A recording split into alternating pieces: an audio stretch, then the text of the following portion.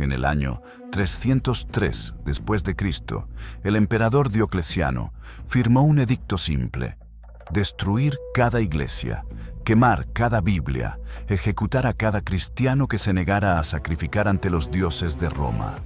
En menos de 12 meses, había más mártires que en los 200 años anteriores combinados. Las prisiones reventaban, los circos se llenaban. El plan era la extinción total de una fe. Funcionó tan bien que 8 años después, esa misma fe gobernaba el imperio. ¿Qué salió mal? ¿O qué salió brutalmente bien para los cristianos?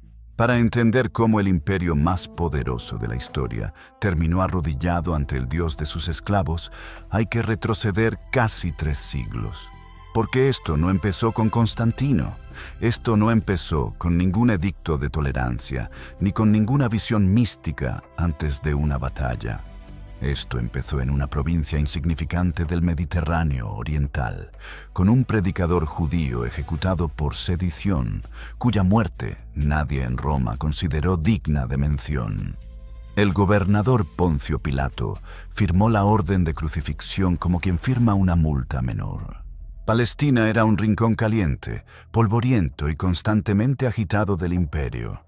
Los romanos crucificaban rebeldes por decenas. Uno más no importaba. Pero los seguidores de ese predicador dijeron algo que ningún movimiento político, filosófico ni religioso había dicho antes con esa contundencia en el mundo mediterráneo: que ese hombre había resucitado, que la muerte misma lo había rechazado, y que cualquier ser humano, esclavo o senador, bárbaro o ciudadano romano, podía acceder a la vida eterna si creía en él. Ese mensaje era una bomba social, porque Roma construía su orden sobre jerarquías absolutas. El esclavo era propiedad. La mujer era menor de edad perpetua ante la ley. El provinciano era ciudadano de segunda. El imperio funcionaba porque cada quien aceptaba su lugar en la pirámide. Y de repente aparecía una fe que decía que ante su Dios todos eran iguales, que el último sería el primero, que los pobres heredarían el reino. Para los poderosos de Roma, eso era subversión pura. Los primeros romanos que oyeron hablar del cristianismo no lo tomaron en serio como amenaza religiosa. Lo tomaron en serio como amenaza política. El historiador Tácito, escribiendo décadas después del nacimiento de la fe, describió el cristianismo como una superstición perniciosa, originada en Judea, esa fuente de todos los males orientales que infectaban a Roma. Plinio el Joven, gobernador de Bitinia a comienzos del siglo II después de Cristo, le escribió al emperador Trajano preguntándole qué hacer con los cristianos de su provincia. Su descripción es fascinante. Hombres y mujeres que se reunían antes del amanecer, cantaban himnos a un tal Cristo como si fuera un dios y se comprometían mediante juramento a no robar, no mentir y no cometer adulterio. Plinio estaba confundido. No entendía si eso era un crimen. Trajano le respondió con pragmatismo típicamente romano: no los busques activamente, pero si alguien los denuncia y se niegan a renunciar a su fe, ejecútalos. Esa política de persecución selectiva y discontinua duró casi 2 siglos, y en ese tiempo el cristianismo creció. Creció de manera que desafió toda lógica política. Cada vez que Roma ejecutaba a un cristiano en público, el movimiento ganaba más adeptos. La razón es psicológicamente coherente, aunque políticamente absurda. Los mártires morían cantando, morían perdonando a sus verdugos, morían con una serenidad que los romanos, acostumbrados a ver a los condenados suplicar y llorar, no podían explicarse. El filósofo cristiano Tertuliano lo formuló con claridad brutal para sus perseguidores: la sangre de los mártires es semilla. Cada ejecución pública era, involuntariamente, el mejor sermón que el cristianismo podría haber predicado. Para el año 200 después de Cristo, había comunidades cristianas activas en todas las ciudades importantes del imperio. En Roma misma, en Alejandría, en Antioquía, en Cartago, en Lyon. Los estimados varían, pero los historiadores calculan que para ese momento, entre el 5 y el 10% de la población del imperio era cristiana. En números absolutos, eso podía significar entre 3 y 6 millones de personas en un imperio de 60 millones. No era una secta marginal, era una red. Y esa red tenía algo que Roma no había visto en ningún movimiento religioso anterior: organización horizontal. Los romanos tenían templos, sacerdotes pagados por el Estado, rituales administrados por el poder político. El cristianismo tenía iglesias locales, obispos que respondían a su comunidad, redes de caridad que alimentaban viudas y huérfanos, hospitales improvisados que atendían enfermos en tiempos de plaga. Cuando la peste antonina mató a millones en el siglo II y luego la plaga cipriana diezmó el imperio en el III, las comunidades paganas huían de sus enfermos para no contagiarse. Las comunidades cristianas se quedaban a cuidarlos. Eso tenía un costo enorme en vidas cristianas. Pero también tenía un efecto político incalculable. La gente que sobrevivía gracias a los cuidados de los cristianos frecuentemente se convertía. Pero en el año 250 después de Cristo, algo cambió. El imperio estaba en crisis simultánea en todos los frentes. Invasiones bárbaras desde el norte y el este, colapso económico, inflación galopante, emperadores asesinados en promedio cada 2 años. Roma necesitaba cohesión, y la cohesión romana siempre había pasado por la religión común. El culto al emperador, los sacrificios a los dioses tradicionales, eran el pegamento cívico del imperio, y los cristianos, que se negaban a quemar incienso ante la estatua del César, eran percibidos no como disidentes religiosos, sino como traidores al Estado. El emperador Decio ordenó la primera persecución sistemática e imperial de la historia. Todo ciudadano del imperio debía obtener un certificado oficial demostrando que había sacrificado ante los dioses romanos. Sin certificado, sin derechos. Los que se negaban morían. Muchos cristianos compraron los certificados falsos. Muchos abjuraron temporalmente. Muchos murieron. La persecución de Decio duró poco más de 1 año porque Decio murió luchando contra los godos, convirtiéndose en el primer emperador romano muerto en batalla contra un enemigo extranjero. Sus sucesores tenían problemas más urgentes que cazar cristianos. Pero el patrón estaba establecido. Cuando Roma entraba en crisis, los cristianos pagaban el precio. Y entonces llegó Diocleciano.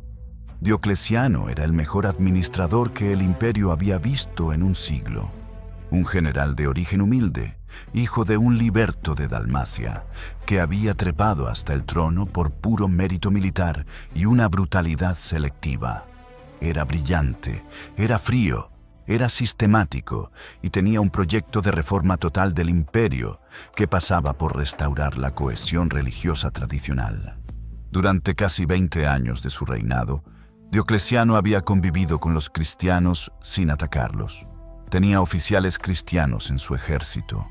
Su esposa y su hija tenían simpatías por la fe. Pero en los últimos años de su reinado, su coemperador Galerio, un hombre de odios religiosos mucho más viscerales, lo fue empujando hacia la persecución. Hay fuentes que sugieren que Galerio manipuló deliberadamente a Diocleciano, multiplicando los informes de sedición cristiana, fabricando incidentes, construyendo el caso de que los cristianos eran un cáncer que había que extirpar. El edicto llegó el 24 de febrero del año 303 después de Cristo, y fue total. Las iglesias debían ser demolidas, las escrituras debían ser entregadas y quemadas. Los cristianos perdían todos los derechos civiles. Los que ocupaban cargos públicos eran destituidos. Los esclavos cristianos no podían ser manumitidos. Se siguieron 3 edictos más, cada uno más brutal que el anterior. El cuarto edicto, en el año 304, ordenó la ejecución de todos los que se negaran a sacrificar. Sin excepciones, sin certificados falsos, sin escapatoria. Lo que siguió fue el período más sangriento de la historia del cristianismo primitivo. En el oriente del imperio, donde Galerio ejercía control directo, la persecución fue implacable. En Egipto, en Siria, en Asia Menor, los registros episcopales hablan de miles de ejecutados, de comunidades enteras dispersadas, de obispos quemados vivos con sus congregaciones dentro de las iglesias. En el occidente, donde el coemperador Constancio Cloro gobernaba Britania y las Galias, la persecución fue notablemente más tibia. Constancio mandaba demoler algunos edificios de iglesias, pero no parecía tener el estómago para las ejecuciones masivas. Sus razones no eran piadosas. Era un pragmático que necesitaba administrar provincias estables y ejecutar en masa a un segmento leal y productivo de la población le parecía ineficiente. Constancio Cloro tenía un hijo llamado Constantino.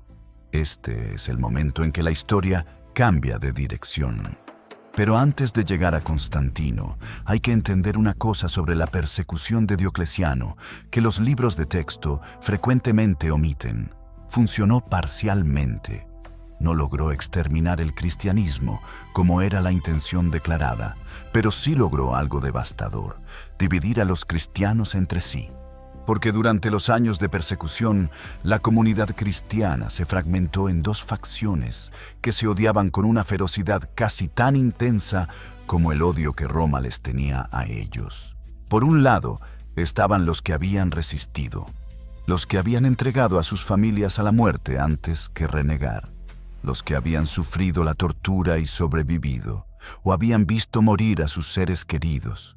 Estos se llamaban a sí mismos los confesores, los que habían confesado su fe con la sangre. Por otro lado estaban los traditores, los que habían entregado las escrituras a las autoridades romanas para salvar su vida. La palabra traditor en latín simplemente significa el que entrega.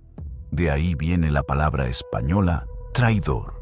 Y para los confesores, eso era exactamente lo que eran: traidores. Traidores a Dios, a su comunidad, a sus hermanos muertos. La pregunta que desgarró a las iglesias en todo el norte de África fue atroz. ¿Podían los obispos que habían entregado las escrituras seguir siendo obispos? ¿Eran válidos los sacramentos que administraban? ¿Podía un hombre que se había arrodillado ante César seguir representando a Cristo? Esta fractura generó el cisma donatista, una de las guerras eclesiásticas más amargas de la historia cristiana, que duró más de un siglo y que eventualmente obligaría al propio Constantino a intervenir militarmente en una disputa teológica. Pero eso vendría después. Primero, había que sobrevivir a Diocleciano. En el año 305, Diocleciano hizo algo que ningún emperador romano había hecho nunca voluntariamente. Abdicó, enfermo, agotado, convencido de que había cumplido su misión histórica de estabilizar el imperio. Se retiró a su palacio en Split, en la costa dálmata, para cultivar sus famosas coles. Cuando años después sus sucesores le imploraron que regresara al poder para resolver la crisis que se avecinaba, se dice que respondió que sus coles se iban bien y que no tenía interés. Galerio asumió el control del Oriente y continuó la persecución con furia renovada. Pero el imperio que Diocleciano dejaba era una bomba de tiempo. Su solución al problema de la sucesión, la tetrarquía, el gobierno de 4 emperadores simultáneos, era una construcción brillante en teoría y explosiva en práctica. 4 hombres poderosos, cada uno con sus propias legiones, cada uno con sus propias ambiciones, compartiendo el poder más grande del mundo conocido. Diocleciano lo había mantenido unido por pura autoridad personal. En cuanto abdicó, la maquinaria empezó a rechinar. El primero en romper el sistema fue Constancio Cloro, que murió en Eburacum, la actual York, en el año 306 después de Cristo. Murió en campaña contra los pictos de Caledonia y murió con su hijo Constantino a su lado. Las legiones de Britania y las Galias Con la lealtad tribal que los ejércitos romanos desarrollaban hacia sus generales, aclamaron a Constantino como Augusto en el mismo campo de batalla, antes de que el cadáver de su padre se enfriara. Era un acto de rebelión abierta contra el sistema tetrárquico. Galerio se furioso, pero no podía hacer nada. Constantino tenía las mejores legiones del occidente. Lo que siguió fue una guerra civil de 6 años que enfrentó a 6 pretendientes al trono en distintas coaliciones y traiciones. Es el tipo de período que los historiadores describen con organigramas complicados, porque la situación cambiaba tan rápido que cualquier alianza quedaba obsoleta en meses. Pero de toda esa confusión, 2 figuras emergieron como los contendientes finales por el occidente. Constantino, que controlaba Britania, las Galias e Hispania, y Magencio, que controlaba Italia y el norte de África, incluida la inmensamente rica ciudad de Roma. Magencio era todo lo que un enemigo de buena narrativa necesita ser. Era corrupto, impopular entre el Senado romano, aficionado a los placeres, y había llegado al poder mediante una rebelión oportunista. Sus tropas eran numerosas, pero su lealtad era frágil. Tenía el control de Roma, lo cual significaba el control simbólico del corazón del imperio. Pero Constantino tenía algo más valioso: tropas veteranas forjadas en las guerras del norte, disciplina germánica y una reputación de victoria que se había construido campaña tras campaña en la frontera del Rin. En el año 312 después de Cristo, Constantino tomó la decisión que nadie esperaba: cruzar los Alpes en primavera con aproximadamente 40.000 hombres y llevar la guerra directamente a Italia. Era una apuesta loca. Magencio tenía el doble de fuerzas en Italia. Tenía las murallas aurelinas de Roma, prácticamente inexpugnables. Tenía los suministros del norte de África. La lógica táctica decía que Constantino debía esperar, consolidar, desgastar. Constantino no esperó. La campaña italiana fue un avance de velocidad brutal. Susa cayó. Turín cayó. Milán abrió sus puertas. Verona fue el único punto de resistencia seria, donde el mejor general de Magencio, Ruricius Pompeianus, organizó una defensa que casi frenó el avance constantiniano. La batalla de Verona fue sangrienta y larga. Pompeianus murió en combate. El norte de Italia era de Constantino. Y entonces llegaron las noticias de Roma. Magencio, que hasta ese momento había seguido la estrategia correcta de encerrarse detrás de las murallas aurelinas y dejar que el tiempo y la logística desgastaran al invasor, hizo algo inexplicable. Salió, dejó las murallas de Roma, cruzó el río Tíber y ofreció batalla en campo abierto a orillas del río en un lugar llamado el Puente Milvio. ¿Por qué lo hizo sigue siendo debatido? Las fuentes favorables a Constantino dicen que los arúspices, los adivinos romanos, le dijeron a Magencio que el enemigo de Roma moriría ese día, y que Magencio lo interpretó como una promesa de victoria, cuando en realidad era su sentencia de muerte. Las fuentes más escépticas señalan que probablemente había tensiones políticas en Roma, que la plebe y el ejército urbano empezaban a murmurar, y que Magencio necesitaba una victoria rápida para consolidar su posición. Fuera cual fuera la razón, el 28 de octubre del año 312, Magencio dejó las murallas más formidables del mundo occidental y fue a buscar a Constantino en el campo. Fue una masacre. Las tropas de Magencio estaban dispuestas con el río a sus espaldas, cruzado solo por el puente Milvio y por algunos pontones improvisados. Era la peor posición táctica imaginable, sin espacio para retroceder, sin posibilidad de maniobra lateral, sin escapatoria si la línea cedía. Las legiones de Constantino los aplastaron. La línea de Magencio colapsó. En la desbandada, los soldados se aplastaron unos a otros intentando cruzar el puente y los pontones. Los pontones cedieron. Cientos, quizás miles, cayeron al Tíber con sus armaduras completas. El río los tragó. Magencio fue uno de ellos. Su cuerpo fue encontrado días después, enredado en el barro del lecho del río. Le cortaron la cabeza y la pasearon por Roma en una lanza. Pero lo que ocurrió la noche antes de esa batalla es lo que convirtió la victoria militar de Constantino en la transformación religiosa más importante de la historia occidental. Y aquí es donde la historia se complica de una manera que ningún guión podría inventar. Constantino afirmó haber tenido una visión, no inmediatamente después de la batalla, no en un momento de éxtasis religioso conveniente. Las fuentes más cercanas a los hechos, incluyendo al obispo Eusebio de Cesarea, que pasó tiempo con Constantino décadas después y lo entrevistó directamente, registran que el emperador describió haber visto en algún momento antes de la batalla una señal en el cielo. Una cruz o un símbolo junto a las palabras «Con esto vencerás». En griego, en tautonica. El problema para los historiadores es que la historia cambia según quién la cuenta y cuándo. La versión de Eusebio, escrita décadas después, es elaborada y cinematográfica. Una versión anterior, del panegirista Nazario, escrita apenas 4 años después de la batalla, no menciona ningún Cristo ni ninguna visión cristiana. Habla de fuerzas divinas que ayudaron a Constantino, pero en términos paganos completamente genéricos. El mismo Constantino, en los años inmediatamente después de la batalla, acuñó monedas con el dios solar, Sol Invictus. Siguió siendo Pontifex Maximus, el sumo sacerdote del paganismo romano. No fue bautizado cristiano hasta en su lecho de muerte, 25 años después de la batalla del Puente Milvio. ¿Fue Constantino un genuino converso cristiano? ¿O fue el oportunista político más brillante de la historia antigua, que reconoció en el cristianismo una herramienta de unificación imperial y la usó con frialdad calculadora?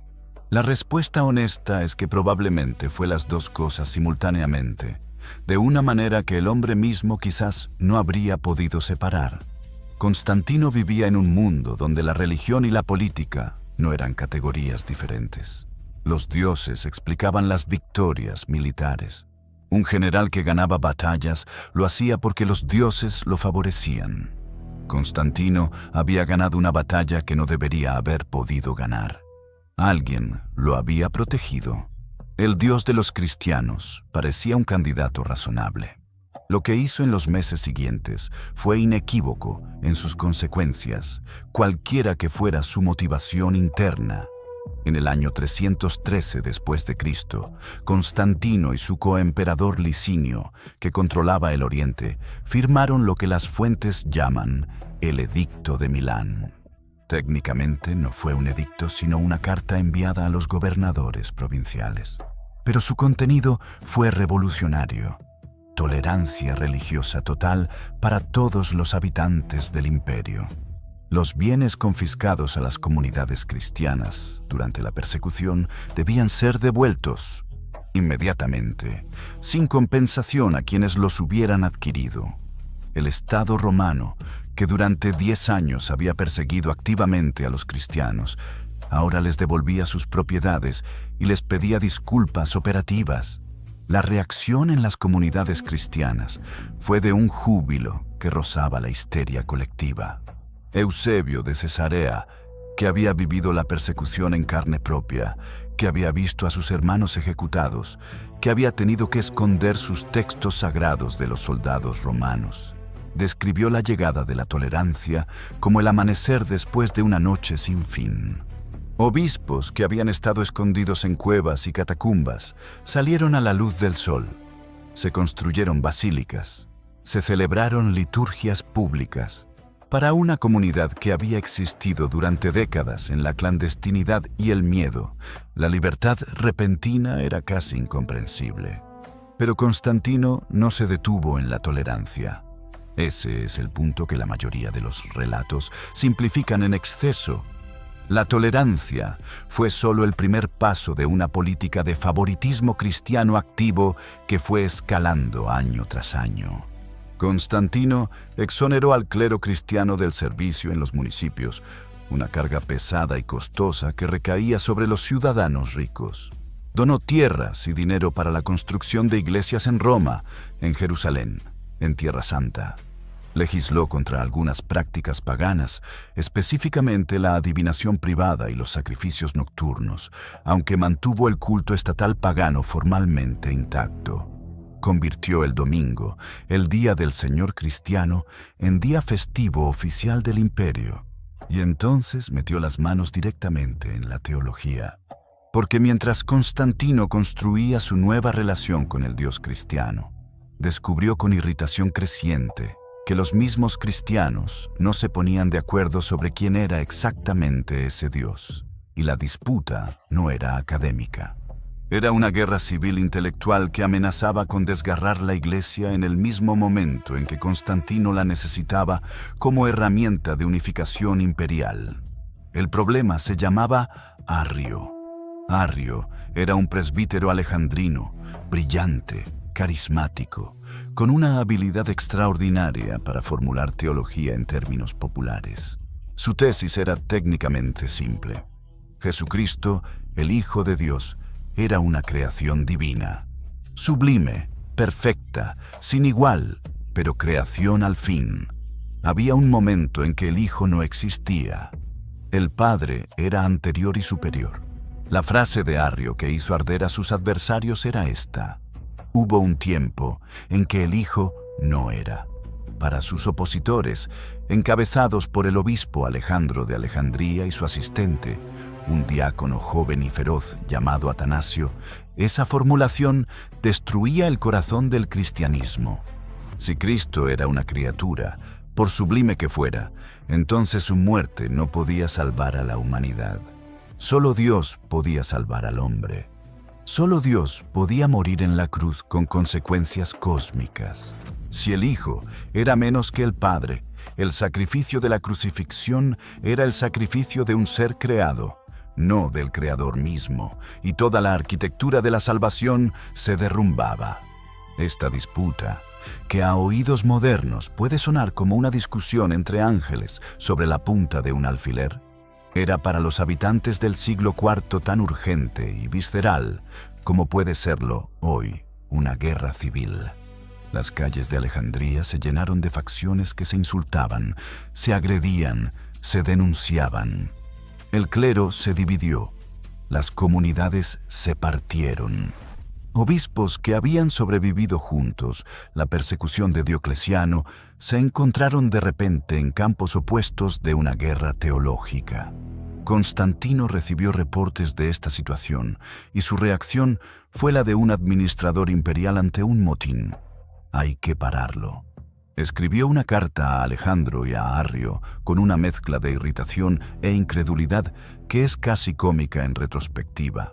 Les dijo, en esencia, que estaban discutiendo sobre preguntas vacías que nadie podía responder con certeza, que la unidad era más importante que cualquier punto doctrinal y que como hombres sabios debían encontrar una manera de estar de acuerdo.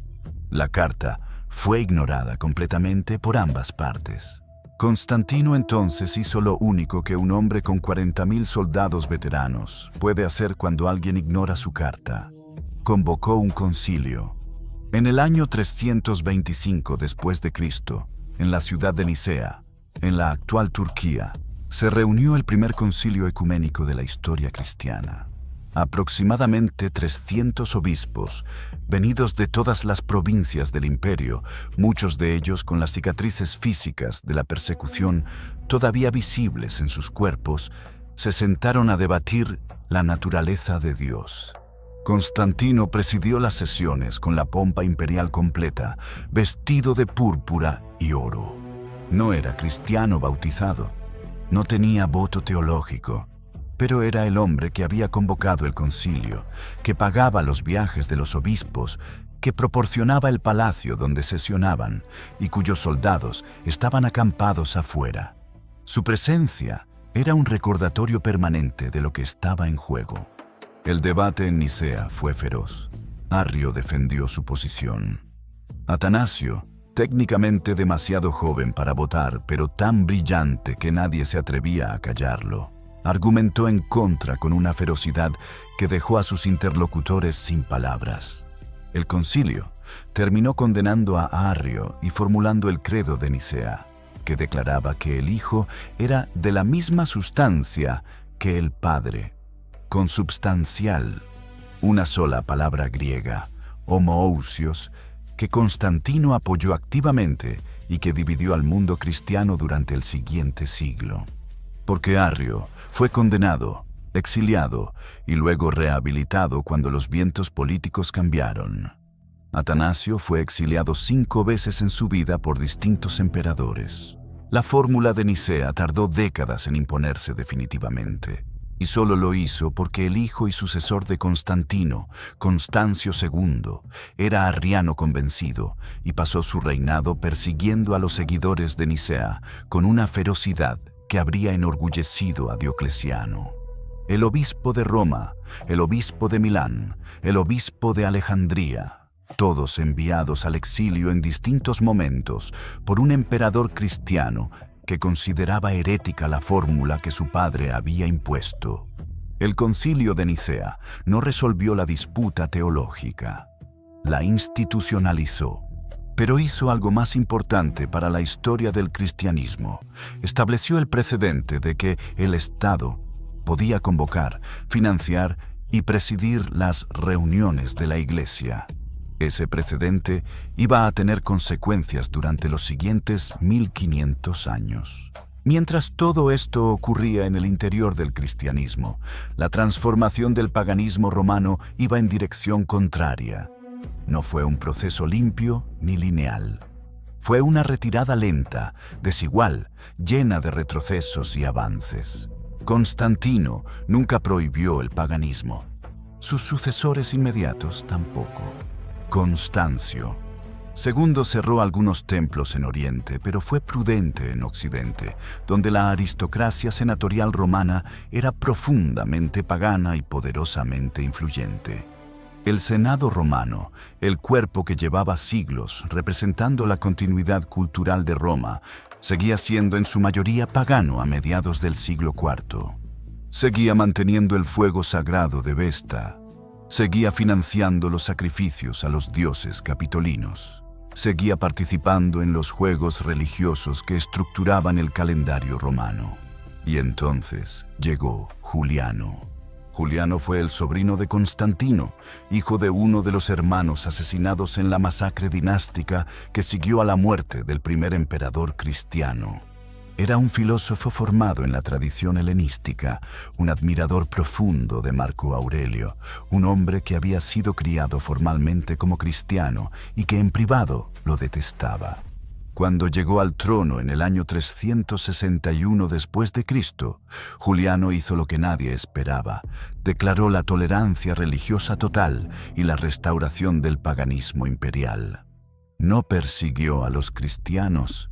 Era demasiado inteligente para crear mártires, pero sí prohibió a los maestros cristianos enseñar la literatura y filosofía clásica griega, argumentando con lógica hiriente que no tenían ningún sentido enseñar a Homero y a Platón, si uno creía que eran mentiras del diablo.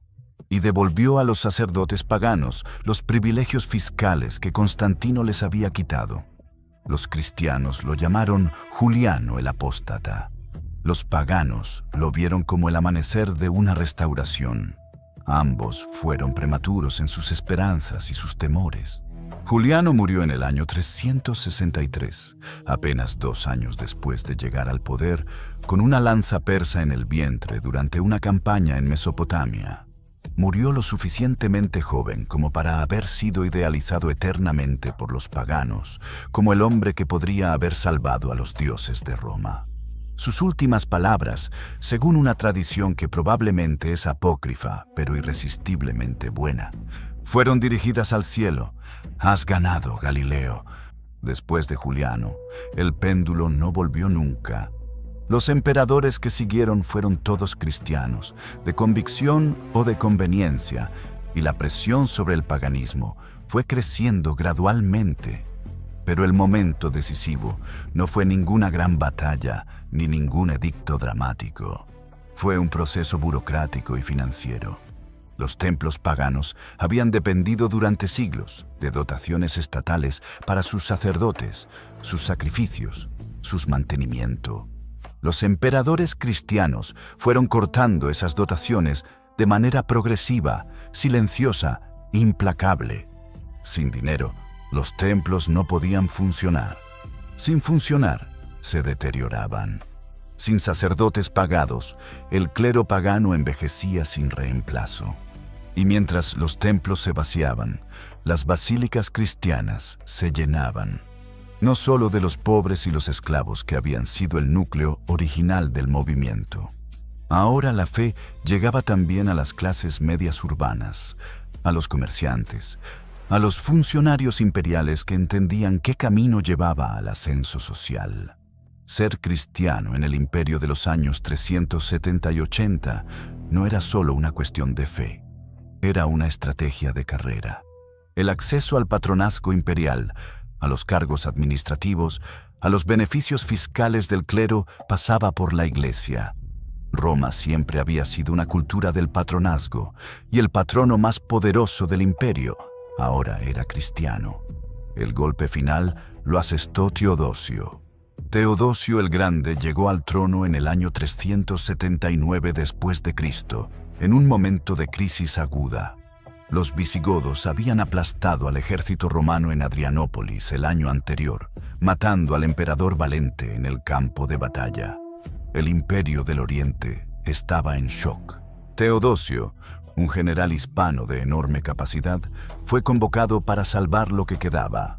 Lo logró mediante una combinación de victorias militares y acuerdos diplomáticos que convirtieron a los godos en federados dentro del imperio, en lugar de conquistadores sobre él. Pero lo hizo como un hombre con una agenda religiosa mucho más clara que cualquier otro emperador antes de él. En el año 380 después de Cristo, Teodosio promulgó el Edicto de Tesalónica. Fue el edicto que cerró el círculo iniciado por Constantino.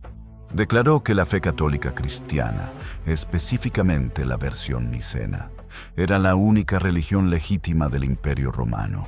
Todos los demás cultos eran herejías o supersticiones. El paganismo quedó formalmente fuera de la ley imperial. Los sacrificios sangrientos fueron prohibidos bajo pena de muerte. Los templos fueron cerrados. Los que seguían practicando los cultos tradicionales hacían frente a consecuencias penales. Y el Senado romano, ese bastión de la tradición pagana que durante siglos había presidido los sacrificios capitolinos, tuvo que elegir. La mayoría eligió la conversión. Algunas familias patricidas de antigüedad inmemorial, cuya identidad estaba entretejida con el sacerdocio de los dioses tradicionales, resistieron. El senador Símaco, en uno de los textos más hermosos y más inútiles de la antigüedad tardía, escribió al emperador una apelación para que restaurara el altar de la Victoria en la curia del Senado. Ese altar, que llevaba siglos presidiendo las sesiones senatoriales, había sido retirado por Constancio II, restaurado por Juliano y retirado nuevamente. Símaco argumentó con elegancia filosófica que no existía un solo camino hacia la verdad, que Roma había conquistado el mundo, venerando a sus dioses, y que ese contrato sagrado con el pasado merecía respeto. El obispo Ambrosio de Milán le respondió con la frialdad de quien sabe que tiene al Estado de su lado. Le dijo que los dioses de Roma no habían salvado a Roma de los galos en el siglo IV a.C., que habían sido las ocas del Capitolio las que despertaron a la guardia cuando los bárbaros se acercaban, lo cual difícilmente era un argumento teológico en favor de Júpiter. Le dijo que la historia de Roma no era un argumento a favor del paganismo, sino simplemente la historia de un pueblo que había llegado a su destino providencial a través de errores que ahora podía corregir. El altar de la Victoria no fue restaurado. Ambrosio merece una pausa, porque Ambrosio de Milán fue, en muchos sentidos, el arquitecto real del triunfo cristiano, mucho más que Constantino o Teodosio. Era un aristócrata romano de pura cepa, hijo de un prefecto pretoriano, formado en la ley y la retórica, que fue elegido obispo de Milán por aclamación popular en el año 374, mientras todavía era catecúmeno, es decir, ni siquiera bautizado.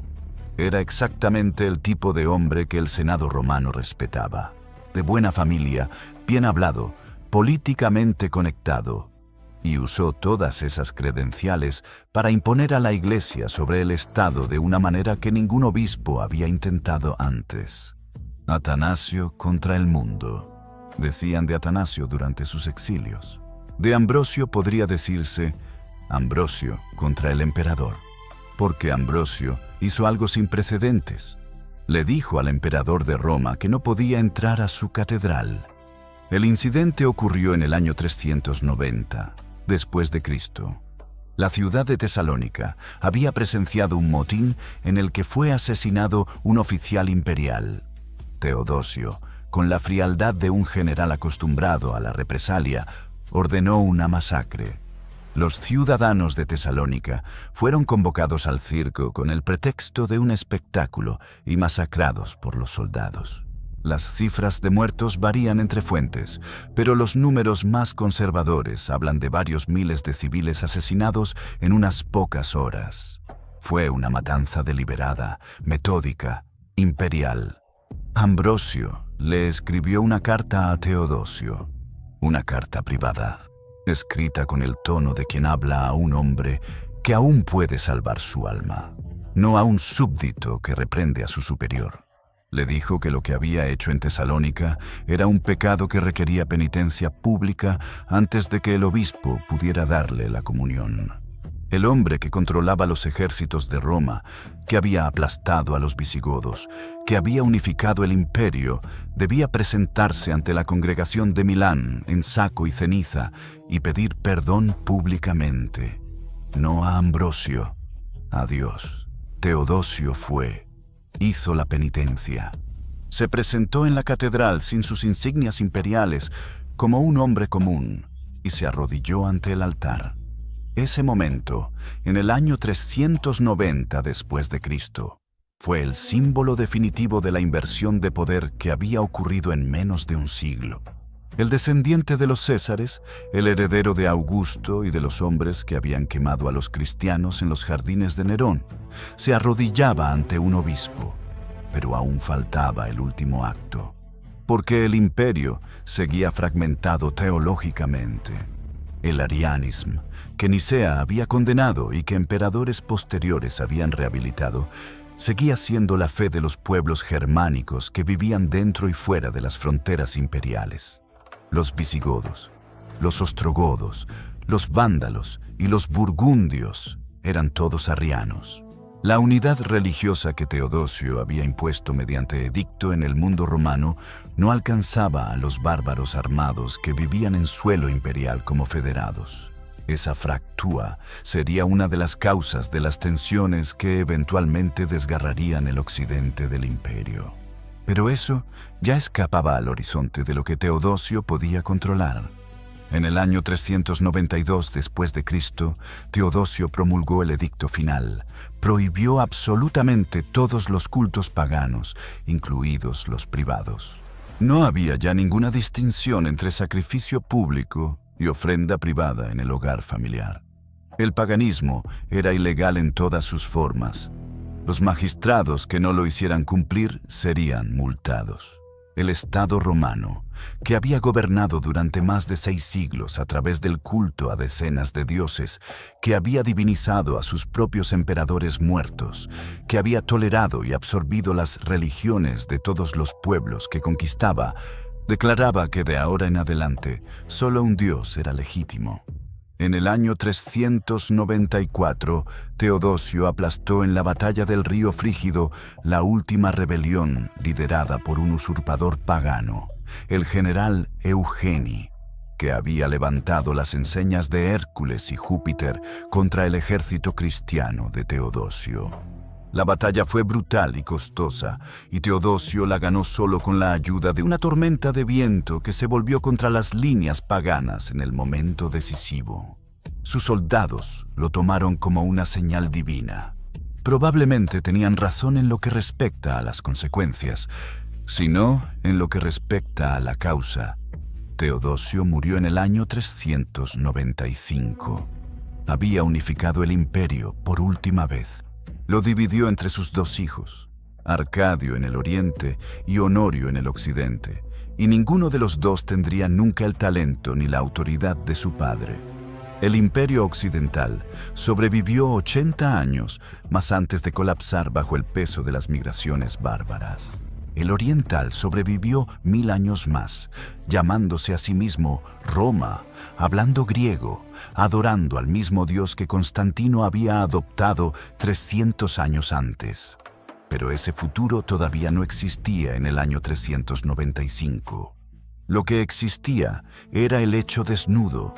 El imperio que había quemado a los primeros cristianos como antorchas humanas en los jardines de Nerón había terminado quemando los templos de sus propios dioses. El círculo tardó 300 años en cerrarse. Lo que empezó como la ejecución de un predicador judío en una provincia irrelevante, terminó con el Senado de Roma arrodillado ante una cruz. Lo que Nerón encendió como diversión de una tarde, terminó consumiendo a los mismos dioses de Roma. 3 siglos de mártires, de catacumbas, de persecuciones, de concilios, de guerras teológicas, de emperadores que convertían y emperadores que abjuraban, habían producido un resultado que ninguno de los actores podría haber predicho en ningún punto del proceso. La pregunta que los historiadores no pueden responder con certeza y que quizás no tiene respuesta es si fue la fe lo que triunfó o si fue el poder lo que adoptó la fe para sus propios fines. Si Constantino vio realmente algo en el cielo la noche anterior al puente Milvio, o si vio simplemente la arquitectura política de un imperio en fragmentos y una red de millones de personas organizadas, leales entre sí, acostumbradas a operar bajo presión, capaces de sobrevivir la persecución. Si Teodosio creía genuinamente que el Dios de los mártires exigía exclusividad, o si simplemente entendió que un imperio con un solo Dios era más fácil de gobernar que un imperio con 100. La respuesta más honesta es que la pregunta misma es anacrónica. Esos hombres no separaban la fe del poder, la devoción de la política, la teología de la administración imperial. Para ellos eran una sola cosa. El Dios que protegía al emperador en la batalla era el mismo que exigía justicia al senador corrupto. El obispo que organizaba la caridad a los pobres era el mismo que le decía al César cuándo podía comulgar. Roma había absorbido durante siglos las religiones de los pueblos que conquistaba. Absorbió a los dioses de los griegos, de los egipcios, de los persas. Levantó templos a Isis y a Mitra y a Sabacios, junto a los de Júpiter y Juno. Siempre había habido espacio para un dios más. Lo que el cristianismo hizo diferente fue negar el espacio a los demás. No pedía un lugar en el panteón, exigía el panteón entero. Esa exigencia fue durante 300 años su mayor vulnerabilidad, la razón por la que Roma no podía tolerarlo en sus términos normales. Y fue al final su mayor fortaleza, la razón por la que cuando el poder imperial lo adoptó, transformó el imperio de una manera que ningún culto tolerante y sincrético podría haber logrado. Los últimos fuegos del altar de Vesta se apagaron en el año 392, cuando las vestales fueron expulsadas y su dotación imperial cancelada. Ese fuego había ardido, según la tradición romana, desde la fundación de la ciudad. Había sobrevivido los galos, las guerras púnicas, las guerras civiles, la caída de la república, los excesos de los emperadores más corruptos. No sobrevivió a un edicto firmado en el nombre del dios de los Galileos. Las sacerdotisas recogieron sus cosas y salieron del foro. El fuego se apagó. Roma siguió en pie. Sus edificios de mármol, sus acueductos, sus legiones. Pero algo había terminado en ese momento que no tenía nombre preciso y que no requería que nadie lo anunciara. El mundo en que esas mujeres habían vivido ya no existía. y el que vendría después ya estaba ardiendo en las basílicas, en los himnos, en las catacumbas ahora abiertas a la luz, en los labios de millones de personas que habían aprendido a rezar en voz baja en la oscuridad y que ahora rezaban a pleno sol.